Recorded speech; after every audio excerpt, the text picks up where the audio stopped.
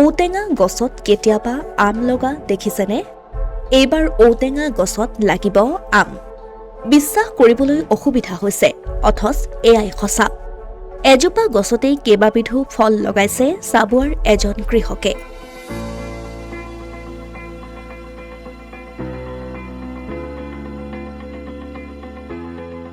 পাঁচটা দশক জুৰি প্ৰকৃতি সংৰক্ষণৰ নিৰলস প্ৰচেষ্টাত ব্ৰতী চাবুৱাৰ এগৰাকী প্ৰচাৰ বিমুখ প্ৰকৃতিপ্ৰেমী।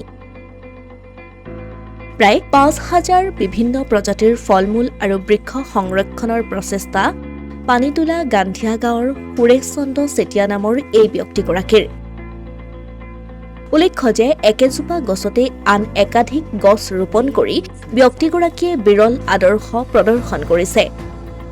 ভূমিহীন দৰিদ্ৰ কৃষক অথবা প্ৰকৃতি প্ৰেমীৰ বাবে তেওঁ আনিছে এক আশাৰ বতৰা।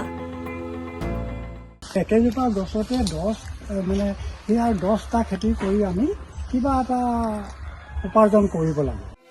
প্ৰকৃতি সংৰক্ষণৰ এই নিস্বাৰ্থ প্ৰচেষ্টাত এতিয়ালৈকে লোকজনে সংশ্লিষ্ট বিভাগ বা চৰকাৰৰ পৰা কোনো ধৰণৰ সাহায্য লাভ কৰা নাই।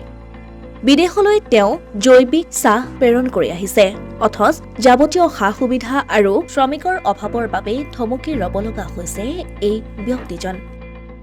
বিদেশলৈও চাহটো পঠিওৱা হয়, কিন্তু বিদেশৰ এটাই আমাৰ খুব অভাৱ হৈ আছে, যিহেতু জৈৱিকৰ কাৰণে তেওঁলোক ভাৰতৰ বাহিৰৰ পৰা আহে, থাকি মেলি লয়। এই 10 কেজি 15 কেজি 20 কেজি তেওঁলোকে নিবিচাৰে, তেওঁলোকে হিউজ এমাউণ্ট এটা বিচাৰে। কিন্তু জৈৱিক হিচাপে আমাৰ এইডোখৰত এতিয়ালৈকে চাহ কৃষকসকলে সজাগ হয়, দুই এজন হৈছে, কিন্তু প্ৰতিজন হোৱাকৈ নাই। সেই হেতুকে বাহিৰৰ বজাৰখনৰ কাৰণে আমাৰ সমস্যা বহুত আছে। ব্যৱসায়খিনি যিখিনি আছে মোৰ ব্যক্তিগত হিচাপে আছে, কিন্তু বাকী যদি কৃষকে কৰিলেহে আমি সেই চাহটো এটা ডাঙৰ টোপোলা দিব পাৰিম।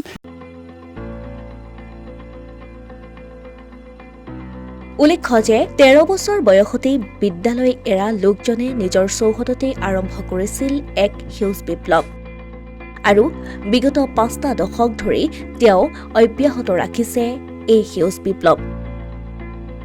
তদুপৰি জৈৱিক চাহ খেতি আৰু অন্যান্য প্ৰজাতিৰ বৃক্ষৰ সংৰক্ষণৰ প্ৰশিক্ষণো প্ৰদান কৰি আহিছে এইগৰাকী প্ৰকৃতিপ্ৰেমীয়ে।